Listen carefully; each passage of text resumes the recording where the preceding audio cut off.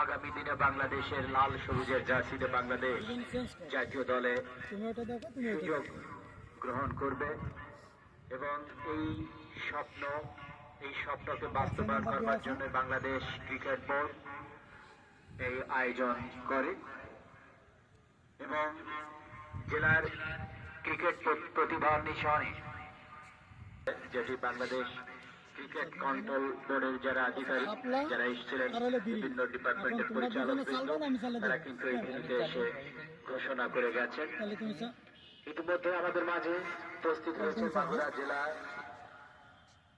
ক্রীড়া কর্মকর্তা জনাব বিএম শাহিন ইসলাম এবং Chuadanga toss win bat fast.